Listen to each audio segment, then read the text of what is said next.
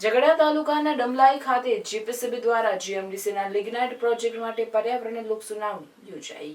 ઝઘડા તાલુકાના ડમલાઈ ખાતેના જીએમડીસી ગ્રાઉન્ડ ખાતે જિલ્લા કલેક્ટર ગૌરાંગ મકવાણા અને જીપીસીબીના પ્રાદેશિક અધિકારી વીડી રાખોલિયાની અધ્યક્ષતામાં જીપીસીબી કચેરી અંકલેશ્વર દ્વારા જીએમડીસીના લિગ્નાઇટ પ્રોજેક્ટ માટે પર્યાવરણ લોક સુનાવણી યોજાઈ હતી, જેમાં ડમલાઈ, પડવાણિયા, મોરણ, સિયાલી, ભુજપુર, ખાટાઆમલા, વાસણા, બાડાબેડા, બોરજાઈ, ધારુલી, ભગતફળિયા ગામોનો સમાવેશ થયો હતો। આ લોક સુનાવણીમાં પડવાણિયા, મોરણ, વાસણા, ધારુલી વગેરે અસરગ્રસ્ત ગામોના સરપંચો, પંચાયતના સભ્યો, ગામના આગેવાનો, ડેડિયાપાડાના ધારાસભ્ય ચૈતર વસાવા, પૂર્વ ધારાસભ્ય મહેશ વસાવા, દિલીપ વસાવા, કનુભાઈ વસાવા, ધનરાજ વસાવા, સલ્લાબેન વસાવા, સંદીપ વસાવા, વૈભવ વસાવા અસરગ્રસ્ત ગામોના લોકો ઉપસ્થિત રહ્યા હતા। લોક સુનાવણીમાં ઉપસ્થિત સરપંચો, ગ્રામજનો, જનપ્રતિનિધિઓ અને સ્થાનિક અસરગ્રસ્ત આગેવાનોએ પોતાના વાંધાઓ રજૂ કરી વિરોધ નોંધાવ્યો હતો। ધારાસભ્ય ચૈતર વસાવા, દિલીપ વસાવા તેમજ ઝઘડાના અસરગ્રસ્ત ખેડૂતો અને સ્થાનિક આગેવાનો એક સૂરમાં તમામ લોકોએ વિરોધ નોંધાવ્યો હતો અને પોતાની જમીનો કોઈ પણ કિંમતે નહીં આપીએ તેમ જણાવ્યું હતું।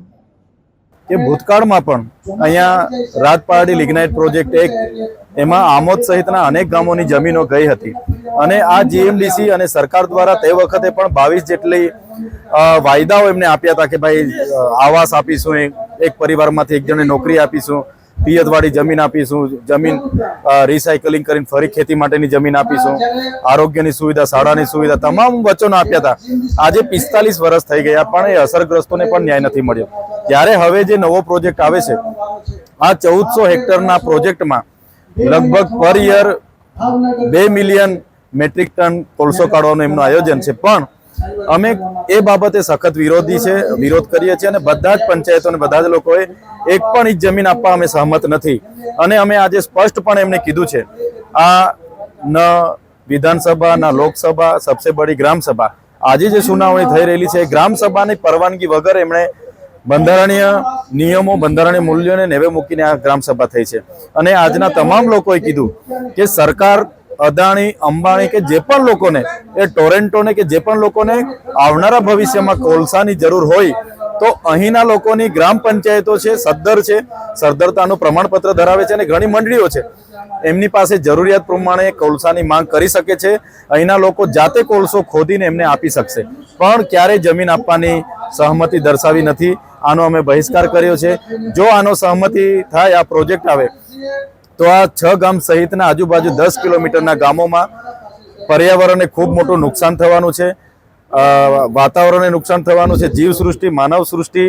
સાથે સાથે જે ભૂગર્ભ જળ છે, સપાટી જળ છે અને જે તળાવો છે, નદી નાળાઓ છે, એમને પણ ડિસ્ટર્બ થવાનું છે। અહીંના વન્ય પ્રાણીઓ અને તમામ પ્રકારની જીવસૃષ્ટિને ડિસ્ટર્બ થવાનું છે, જેને કારણે આજે જે ઈસીની સુનાવણી રાખી છે એનો અમે વિરોધ કરીએ છીએ અને આવનારા દિવસોમાં કોઈ પણ પ્રકારની આવા પ્રોજેક્ટો આવશે એમાં અમારી કોઈ પણ જાતની સહમતિ નથી। તમામ ગ્રામ પંચાયતો, આ વિસ્તારના લોકો અને તમામ આગેવાનોએ આ પ્રોજેક્ટને સર્વાનુમતે વિરોધ નોંધાવ્યો છે કે આ જીએમડીસીના નામે આવી જે લોક સુનાવણીઓ રાખવામાં આવે છે,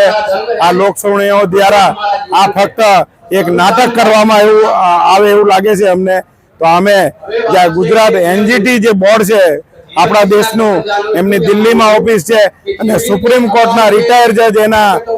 એમડી છે, તો અમે એમને પણ કહેવા માંગીએ છીએ કે આ જે જીએમડીસી છે એ જીએમડીસીને કદી બી અહીંયા ઈસીનું પરમિશન મળવું જોઈએ નહીં। અહીંયા જેટલા પણ નાગરિકો આવ્યા હતા, હજારો સંખ્યામાં નાગરિકો આવ્યા હતા, દરેક ગામના સરપંચો પણ હાજર હતા, દરેક સમાજના આગેવાનો પણ હાજર હતા। એક માણસ અહીંયા વિરોધ નોંધાયો છે, ત્યારે અમે મીડિયા દ્વારા દરેક સમાજને જે અહીંયા નથી આવી શક્યા એ લોકોને પણ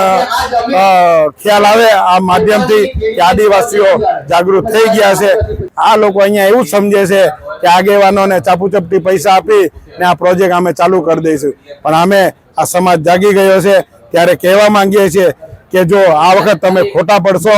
દરેક સમાજ પણ જાગી ગયો છે, દરેક બાળક પણ જાગી ગયા છે ને દરેક જે નેતાઓ છે એ પણ જાગી ગયા છે।